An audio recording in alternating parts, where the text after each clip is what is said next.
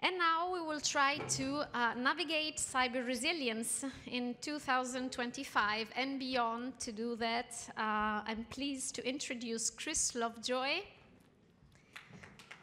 Welcome.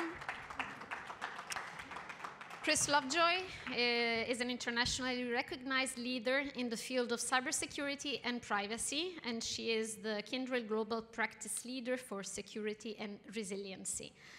So we hear a lot about techno-nationalism in these days, and we also see some countries tightening cyber regulations while others are loosening them. Since most businesses operate globally, how do they deal with these mixed signals, and also what should they prioritize, in your opinion? So I'm rather famous, so apologize, by the way. I also am very challenged when it comes to speaking other languages. I understand them, but speaking, not so much. I think that's a problem with Americans. I'm going to answer a question that you didn't ask. So first question is to the audience. Audience participation, please. How many of you have been in the cyber field for over 10 years? Okay. How about over 20?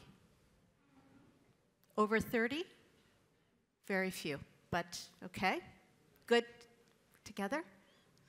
I've been in this field now 30 years. I started as an ethical hacker in the intelligence community in the US, breaking into military bases, actually. Story for another day. And it is astounding to me how over the 30 years, we've had many conversations about cybersecurity that have not necessarily changed. And my job here, I think, is to help challenge your thinking a little bit on this subject, because I worry. I worry about where we are today as an industry. I particularly worry about where we are in Europe and some of the trends that I am hearing outside this room. And so I'm going to start with a quote by Albert Einstein. I'm sure all of you know Albert Einstein. And Albert Einstein said something along the lines of, "We cannot use the thinking the same way in which we developed the problems." Meaning, if we were thinking a certain way when the problems were created, we need to change the way we approach the problem. Now let's talk about the history of how we got here. Why are we in this room? So if you roll back the clock, let's take it 15 years. When cloud was first introduced, what happened within our industries?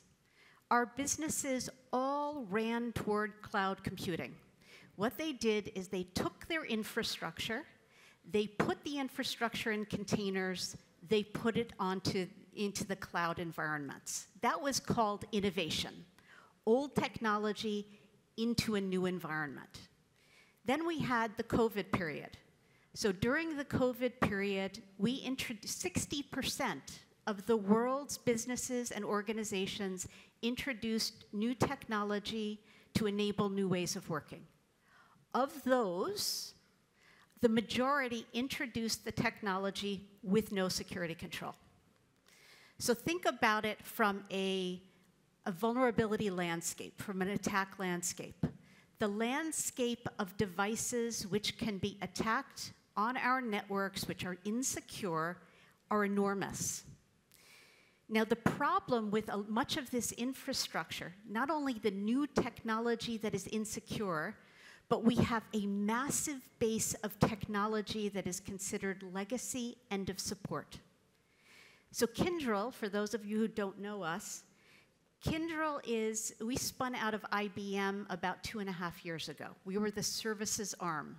Completely independent now, but about 80,000 people providing mission-critical services to large enterprises, medium enterprises in the critical infrastructure services.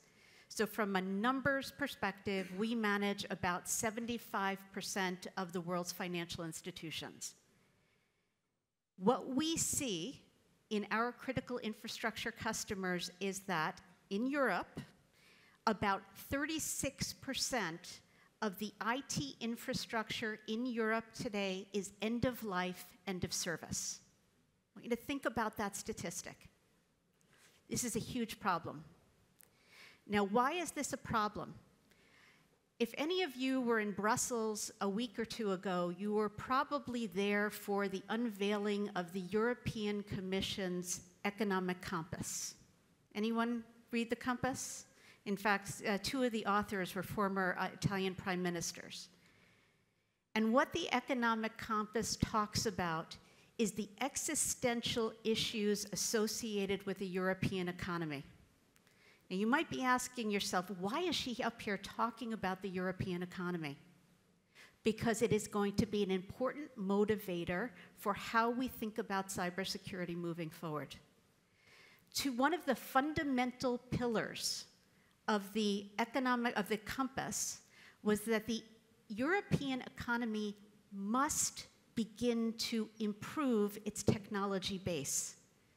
This is an economic and a security issue that the European Union fundamentally is not competitive with its peers vis-a-vis the technology infrastructure on which it relies. It has a combination of energy deficiency and technology deficiency. And so one of the strong fundamental precepts of the compass was Europe must reinvent its technological digital economy by investing in new technologies, building a technology base here in Europe, and second, deregulation. Okay? I want you to keep deregulation in mind. In your question on techno-nationalism, the irony is that as the vulnerability landscape was increasing during that period I was talking about, we began to see countries introducing new forms of legislation. Some good, some not so good.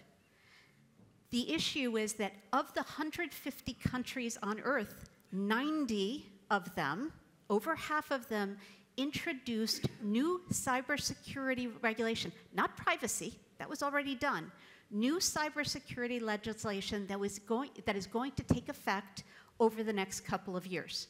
NIS2 and DORA are good examples of that kind of regulation. Now, I'm a fan of those two, so I'm going to park that for a minute, but what we're seeing today is that as the conservative governments are taking hold, there is a techno-nationalist trend that's at play. So businesses are subject to the complexity of many regulations that are specific to a particular sector or to a particular country. Now, Europe is talking about deregulation because of these existential economic reasons. They want to take the hurdles out of the way for technology innovation.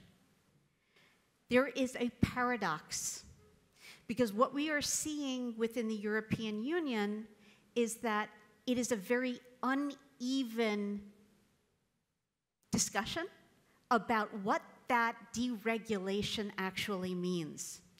And so one of the things that I would ask those of you who are policymakers in the room is to consider, how is Italy going to approach this question of deregulation? Is it going to take a techno-nationalist approach, which is to redesign the requirements specifically for Italy? Is it going to deregulate completely, or is it going to go somewhere in the middle? Now, that's a big question that the policymakers have to ask. The second big question that we have to ask ourselves here is, what is the role of security within this brave new world? We all know that security tends to be funded for two reasons. One, there's a crisis that we have to clean up. Two, there's compliance. So in Europe, much of the funding for security is funded because of that compliance requirement. Again, we have to consider here, if you remove the regulation, What happens to the funding for security? Is the motivation still there? Moreover, as there is the requirement to deregulate, how does the European Union and Italy more specifically engage in these conversations? One of the things I would ask you to think about is Europe needs to modernize. Italy needs to modernize their critical infrastructure. We talk a lot about security here, which is great. I would ask each of you to turn your thinking around.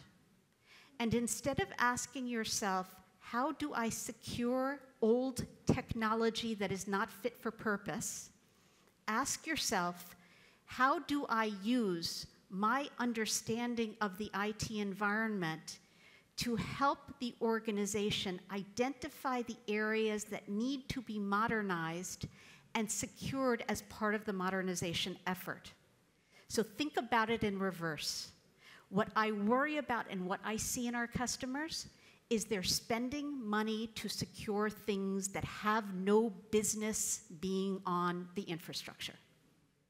You must think about this in a different way. The second piece I would say is that the funding process for critical infrastructure here in Europe also needs to be changed. There is little economic motivation for critical infrastructure operators to modernize their infrastructure because of the way the funding works. Those of you who are in cybersecurity, please take a finance and accounting class. It is important to understand how this works, because in a critical infrastructure industry, most technology is capitalized over a 3 to 5 year period. You can't change it. Cybersecurity requires agility.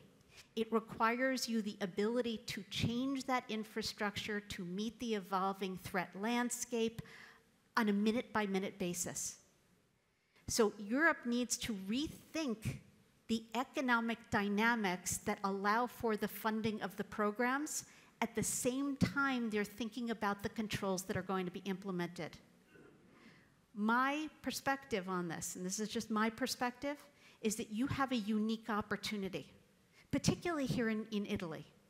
And one of the few years back, I had my own company, and I was building technology actually for the national security infrastructure in the US. And I hired engineers here, actually out of the universities in Pisa, because the engineering talent here in Italy is stellar. And by the way, the bill rates, the rates for technology talent is very affordable. You here in Italy have a unique advantage. You have the technology talent, you have the innovativeness.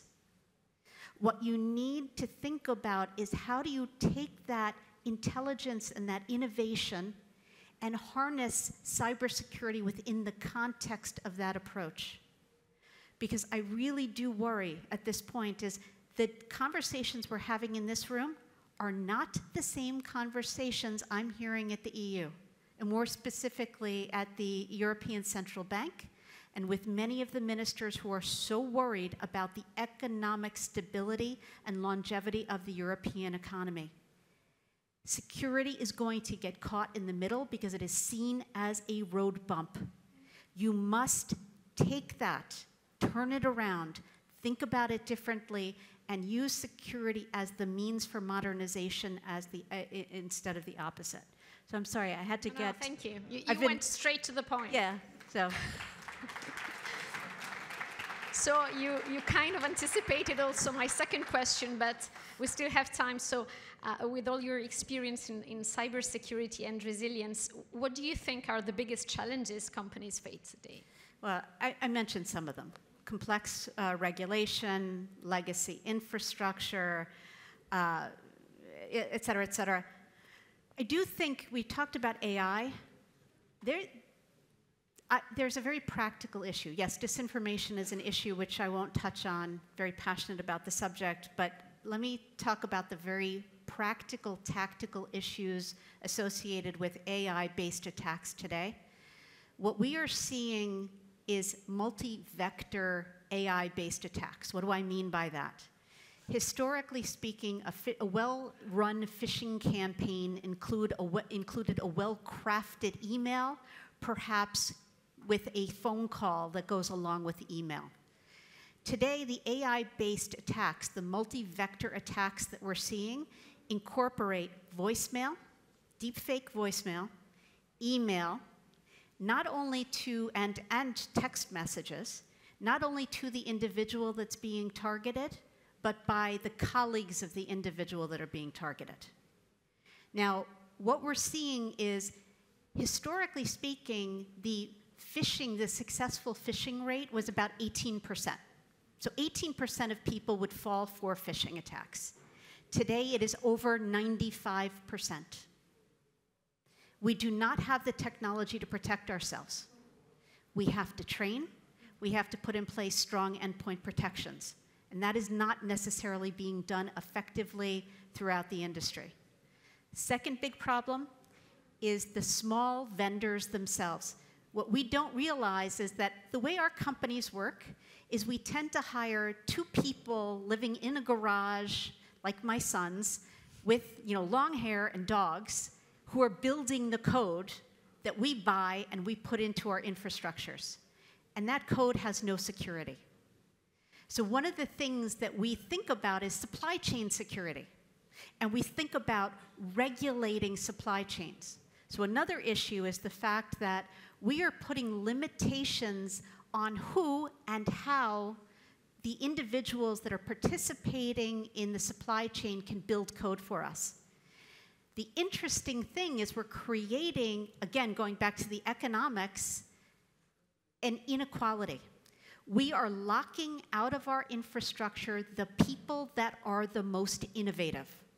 So what we have to think about as security professionals is giving those that develop code on our behalves the tools and the guidelines such that they can build effectively for us and not lock them out of the system.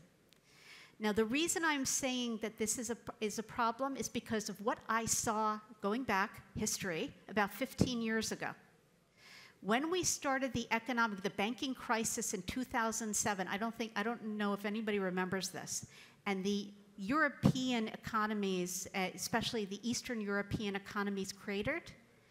Many of the technical talents that we had went from working for legitimate businesses to cybercrime. We're facing the same dynamic again. You can look at Nigeria, you can look at Eastern Europe, but we are creating a technological base of skill with no economic opportunities outside of cybercrime. We have to be very careful not to abstract them from the market, but to give them opportunities. This is very important. Now, just one other last point. Thank you for listening to me. I know I've been ranting on. Very passionate about the subject. I just think, last point I would make is, for those of you in the room, the thing that worries me the most is the social activist. What we're beginning to see is, remember I was talking about those folks that are now involved in cybercrime, the ransomware attacks? I don't know whether you're seeing the same thing, but I'm seeing them go on vacation, join activist groups, pool their techniques, like the Black Masker group, which joined, it was something like 40 different ransomware groups in the anniversary of the Gaza incursion as a pro-Palestinian activity. But we are seeing a lot more socially active disruptions in our customer base for which there is no extortion request. That is very dangerous. Now, again, all of these macroeconomic issues go to creating these situations, but we have to think about threats. We have to think about the role of modernization. We have to think about the funding of security in a very fundamentally different way, or I promise you, 30 years from now, our kids are going to be sitting in this room having the same conversation we're having today. Kris Lovejoy, thank you so much for your global overview. That was really inspiring. Thank you. Now we have a short coffee break, and we will be back in half an hour. Thank you.